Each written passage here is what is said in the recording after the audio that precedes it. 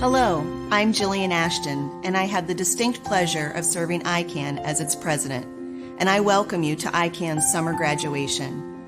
You are about to witness the stories of some amazing humans and their beloved canines. For us, this is an exceptionally emotional graduation. You see, in 2020, with the pandemic, we had to alter our plans. We had to pivot, and we had to adjust. Like so many of you in the audience, we had to experience a new paradigm, and we had to get comfortable with a new way of being, which has allowed us to lean into new experiences and learn new ways of doing our mission and new ways to achieve the goals before us. The only thing we were unable to do in our new experience was place clients with dogs. So tonight is an especially heartwarming moment as we complete the circle from puppy to inmate to handler to volunteer, and then finally to the client. To kick off this amazing night, I'd like to introduce you to Andrew Cole, Deputy Warden of Reentry at the Correctional Industrial Facility. My name is Andrew Cole. I'm a Deputy Warden with the Indiana Department of Correction. I began my career with the department in 2002 as an officer at Pendleton Correctional Facility. I am currently a Deputy Warden of Reentry at Correctional Industrial Facility, and I am also a trained volunteer and have served on numerous ICAN committees throughout the years. One of the many great things about ICAN is that every interaction an individual has with this program results in a story to tell. My ICAN story starts in 2013 when I was a new Deputy Warden at the Pendleton Correctional Facility. My warden had the desire to bring an animal program into the prison, and he had tasked me with implementing it. ICAN was already well established in Indiana prisons at this time, but not in a male maximum security facility. And that presented us with numerous challenges, but we were able to overcome those obstacles through the hard work and constant communication by all the facility staff, ICAN staff, and the ICAN handlers, as well as the rest of the offender population. As the program started up, you could feel the excitement in the air about the possibility of bringing animals into a prison for a purpose other than facility operations, such as detecting for contraband or controlling offenders. ICAN was going to train offenders to train service dogs. We all felt this program would be nothing but beneficial to everyone at the facility, and let me tell you, we were right. From the moment the first group of offender handlers had their initial interaction with ICAN's latest group of soon-to-be service dogs, the excitement continued to build. Handlers were constantly on the walks training the dogs, interacting with staff and offenders alike, and they were discussing the program, explaining what the dogs were doing, explaining what they were doing, and bragging about their dogs. You could feel the positivity in the air. The offenders in the program quickly came to the realization that this was going to be one of the most demanding programs they'd ever been a part of. When you are training the dog, you don't get to call it a day when the work whistle blows at 2:15. You are working with these dogs 24 hours a day. You're being trained by ICAN staff, but weekly. You have assignments, you've got homework, you're tested on a regular basis. Not to mention, you've got to care for the dogs. You've got to feed them, groom them, and ensure they stay healthy.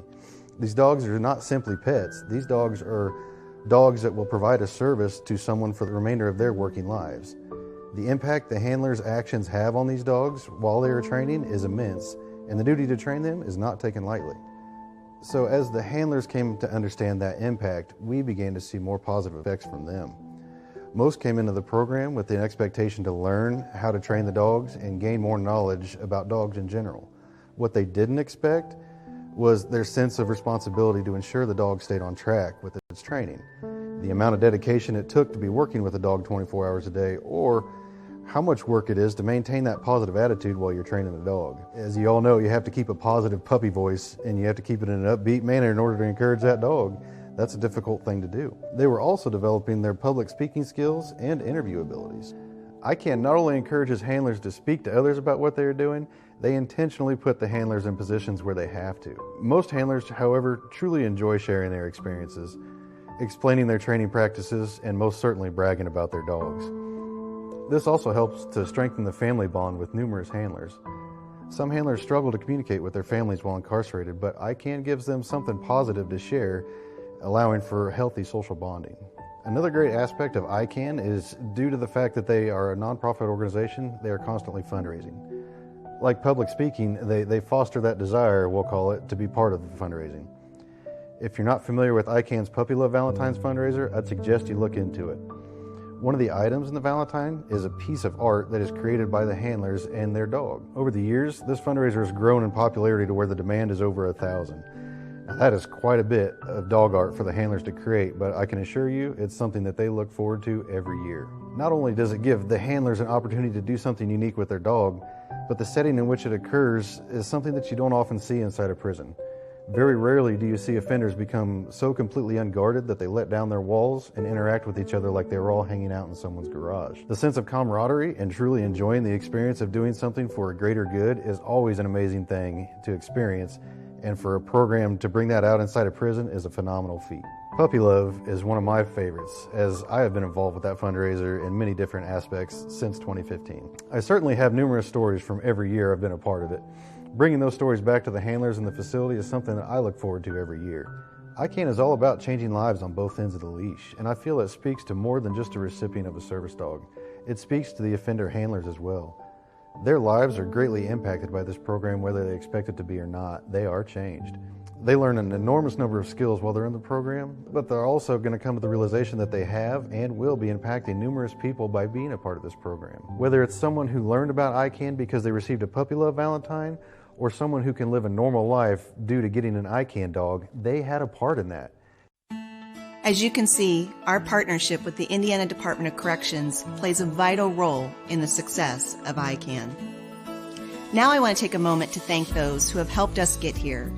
The puppy sponsors that supported financially the development, the health, and the growth of the dogs being placed. The puppy whelpers and raisers that got these pups out on the right paw from the very beginning. The ICAN furlough volunteers and inmate handlers who were empowered with the goal of preparing these dogs for their very important jobs. Our ICAN community is stronger than ever and has grown with the addition of our 9 new clients, their families, and their supportive communities.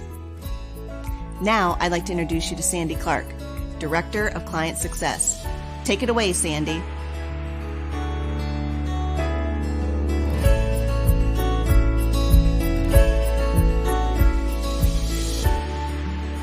Thank you, Jillian.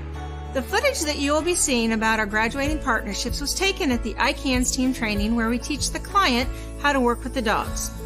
Our first partnership I'd like to introduce you to is Mandy and Foster. Mandy is the Chief Probation Officer at Miami County Probation Department. Foster is being placed as a courthouse dog. Foster's primary location will be in Mandy's office and surrounding areas. Foster will assist with interviews, depositions, and serve as a stress reliever for staff, law enforcement, and others involved in the court system. Mandy will be his primary handler, and she will be assisted at times by Whitney, Foster's secondary handler. The purpose of a courthouse dog is to act as a conduit or a bridge between offenders and the court system, and in Foster's case, his primary audience will be individuals dealing with drug and alcohol abuse and addictions. Our next partnership is Whitney and Kinley. Whitney is the assistant principal at Hamilton Heights High School. Kinley will assist students with emotional regulation in individual and group settings. She will be present in classrooms, hallways, and school events, providing support through hugs, high fives, fist bumps, and a cold, wet nose. The footage you are seeing are some of the examples of Kinley's skills.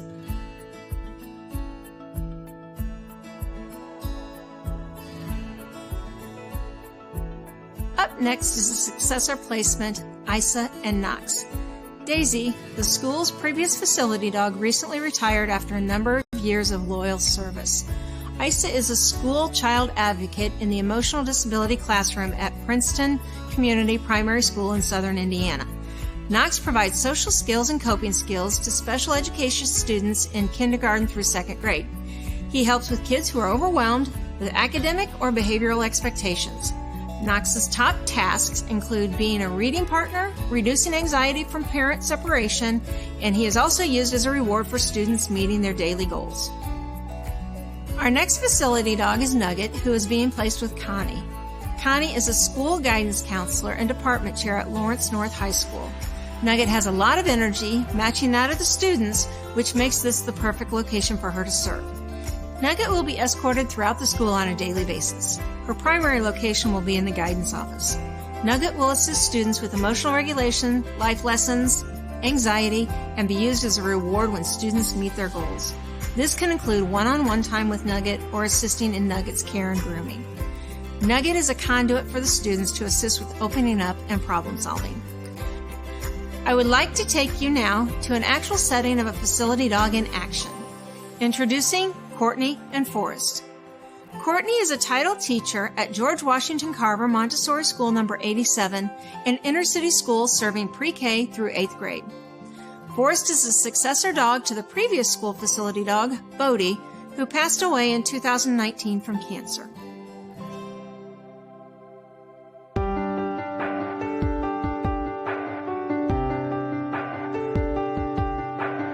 I was asked to list the positive impact a school facility dog, Forrest, has made on the students and staff of our building. And as I told Courtney before, it's an easy question to answer. My name is Courtney Hedges. I work at George Washington Carver Montessori 87. It's an inner city school, Indianapolis Public Schools. I am the title teacher here. I teach reading, and we work with students from pre-K all the way through 8th grade. The things that Forrest do here at school also carry over into their home life and school life. So saying, we brush his teeth every day, you need to brush your teeth every day. That just encourages the kids to brush their teeth. They also, he's cleaning up his toys. You need to clean up your toys at home. One of my favorite things that I like for Forrest to do is to read with the students. And he sits there quietly as they read and just listens. And just his presence is very calming. And he is teaching them. He's teaching them many things. He's teaching them about emotional learning. He's teaching them to calm down. He's teaching them to center themselves and to focus. He's also teaching them things that we do in a Montessori classroom called grace and courtesy. Being kind, being respectful, all those things are really important. I love working with the kids. I love seeing them grow. I will say this year has been an extreme challenge for all teachers. I think this is the most challenging year we've had. Everybody loves Forrest, and I think that really helped with all this COVID stress that we've had. I think he really just was able to help take some of that stress away. He's here for the children every day to help them, but he's also here for the staff. He helps me. He is a member of our school family, and we love him very much. Thank you, Sandy.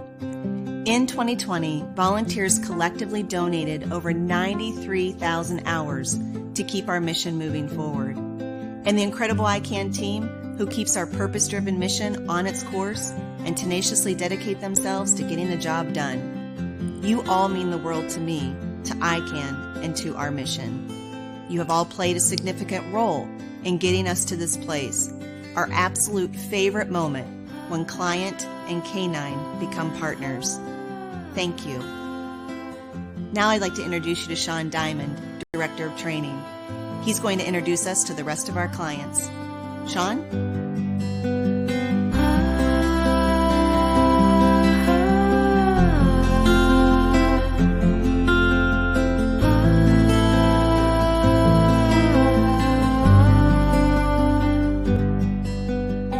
Thank you, Jillian.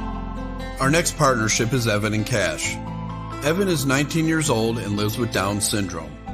Evan is very excited about getting Cash. He recently graduated high school and will participate in a work-study program where they work 4 hours a day, then do life skill activities the other half of the day.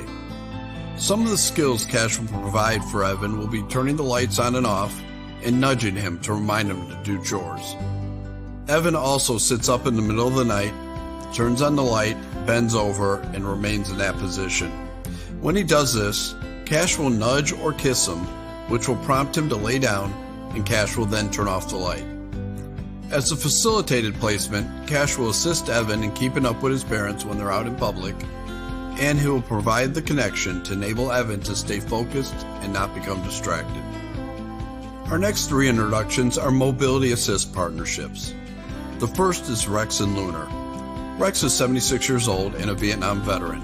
For 46 plus years and counting, he's been working as an auto auctioneer. Rex has had multiple back surgeries, which has resulted in his inability to bend over and pick up items lower than his knee. Some of the skills Lunar will be providing Rex are retrieval of dropped objects, turning lights on and off, assisting with laundry, and opening and closing doors. Since Lunar has been with Rex, Rex is also spending less time in the lazy boy watching Gunsmoke reruns. Our next partnership is Andy and Frankie. Andy is 42 years old and is a paraplegic in a manual wheelchair.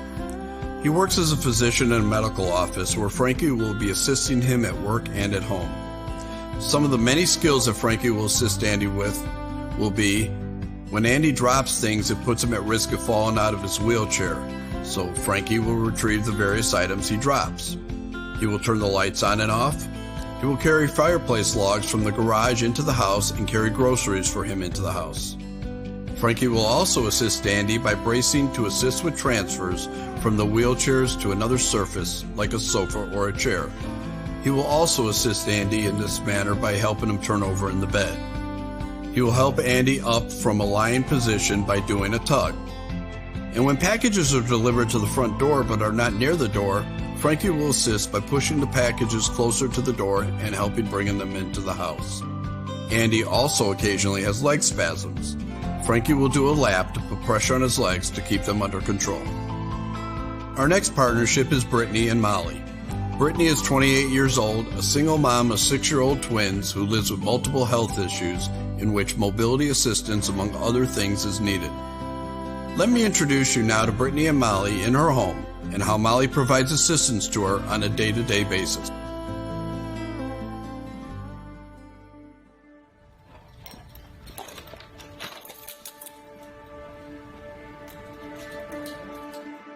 Having a service dog wasn't anything that I thought I needed, honestly.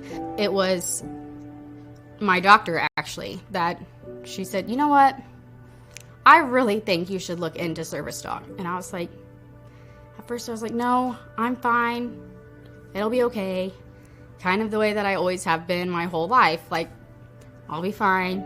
Not realizing what a great impact that she has had on my life and what she can do for me. So I have a hidden disability. Just because I don't look disabled doesn't mean they know what I'm going through or what I go through and what I struggle with. Yes, I look fine when you see me out places, but here's my daily struggles, and this is what causes it. I started getting sick when I was about 7 years old.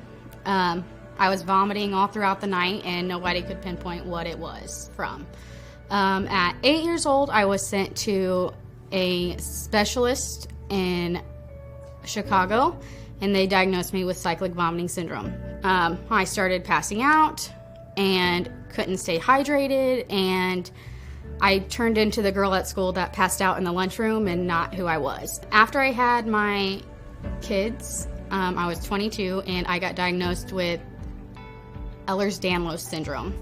So it's a connective tissue disorder. So basically, all the connective tissue in your body, which is all throughout, doesn't do what it's supposed to. I can't regulate my blood pressure, my heart rate, body temperature, and several other things. I have POTS, which is when my heart rate and blood pressure changes according to sitting, laying, standing.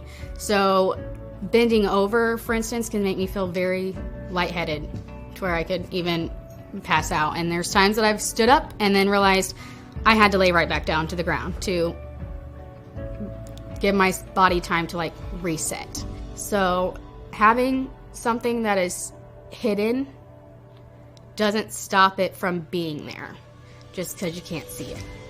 Having that dog there to give me that sense of independence, to give me that strength and courage to be out there, to know that like I'm not alone in that. I have my partner, and she may be a dog, but she's my partner. And so that sense of independence has been great, and I can thank my doctor for that, because before her I wouldn't even thought twice about it. She can get laundry out of my dryer. Anything bending over and standing back up can make me feel very lightheaded. So that transition from the dryer to the basket, and she can even pull the basket to me so I can fold it. So it doesn't even have to be, I can sit at the kitchen table so she can put the clothes in the dryer and pull the basket to me to where I can fold them there. I don't have to use that energy. So by not using that energy on stuff like that, I'm able to put it towards my kids, and we can go out and play. The great thing is we can play with the dogs. We're throwing a ball and we're being able to enjoy life. let's go to the park. Let's do these things, because I don't have to use that energy at home as much. I can conserve that and I can use it elsewhere.